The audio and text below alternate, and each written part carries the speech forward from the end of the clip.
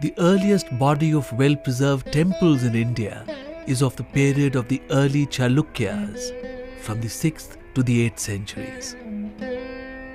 These were made near the banks of the Malaprabha river in present-day Karnataka. Karnataka is a very important place for the early history of temple architecture in India. These are earlier monuments than the ones of the Pallavas, and it could be that the so-called southern Indian style of temple was actually initiated here in Karnataka and from there exported down to the Tamil zone. Now the Chalukyas built extensively, but they were eventually pushed out of power by the Rashtrakutas, who took their tradition and developed it further, as may be seen in Ellora, where we have a fantastic monumental rock-cut temple. Basically, it's a monolithic imitation of a structural temple. It's exactly like the temples at Pattadakal of the early 8th century. The Chalukyas rose to power in the mid-6th century and made their capital at Badami. The oldest surviving monument of their rule is the Ravana Phadi cave at Aihole, not far from Badami. It is dedicated to Shiva and was probably made around 550 AD.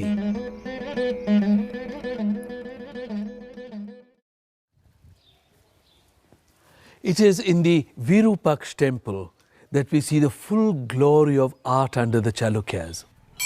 The temple was made in 735 AD by Lokeshwari, a queen of King Vikramaditya II. It was to celebrate his victory over the Pallavas of Kanchipuram. And the temple is probably modelled after the Kailashnath temple of Kanchipuram, which had greatly impressed the king.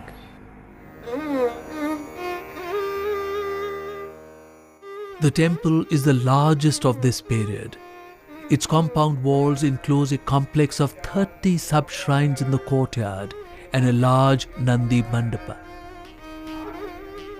Such a pavilion housing Nandi was first seen in the Kailashnath temple at Kanchipuram. The Virupaksha and the Kailashnath at Kanchipuram were probably the largest and the most ornate temples in India at that time. The structures are all made of the local red sandstone and are elaborately carved. The walls of the temple have 35 niches with images of Shiva. 18 pierced windows serve to light the vast interior hall. The hall has 4 rows of pillars which divide the space into aisles.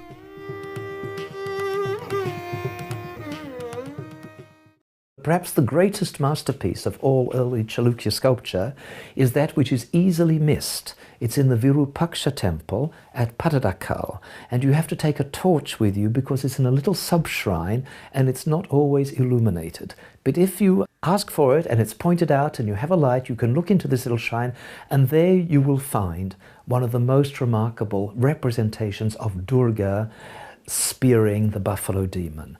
And it's not very large, but it's enormously imposing. There she is twisted in the violence of spearing the buffalo demon, who himself is twisted beneath her. In spite of the energy and violence of the figure, the face of the goddess is almost always detached and serene. It's as if she is above and beyond the actions. Her body expresses the violence, her face expresses an otherworldliness that is truly impressive. The next period of great temple building in present-day Karnataka was in the 12th century. In the 11th and 12th centuries, hill chieftains named the Hoysalas came to power and created a kingdom in southern Karnataka. The Hoysala king Vishnuvardhana defeated the imperial Cholas in 1116.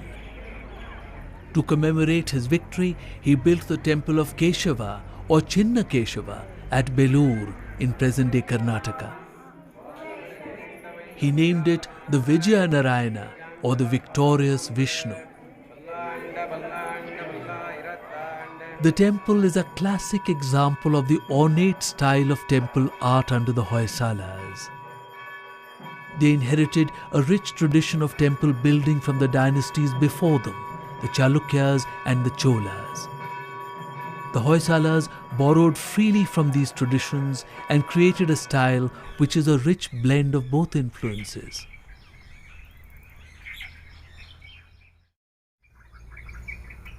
Many finely carved temples stand in the present-day village of Helibid.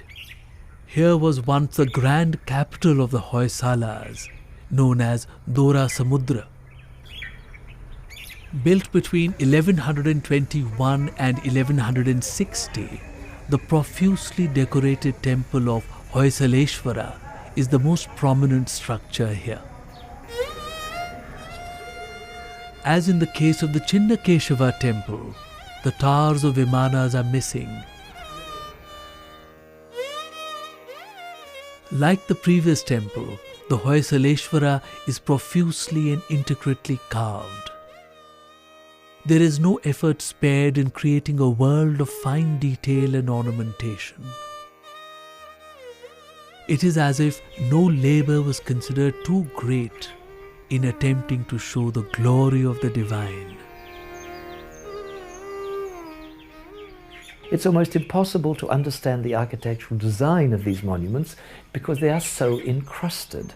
Even the doorways are hardly visible outside the sculpture. And then you have guardian figures holding clubs, but you can hardly see the faces of the figures because they are so encrusted with jewellery, with headdress, with swaying necklaces and costumes. So this is a sort of art which privileges the decorative features, all executed in the most crisply carved stonework that one has seen anywhere in India. The temples of the Hoysalas mark the most exuberant period in the history of Indian art. The sculpture on these is the most detailed and decorative ever made anywhere in the country. It is a sense of profuse ornamentation which marks these temples. It conveys the grandeur of the Hoysala court and empire at that time.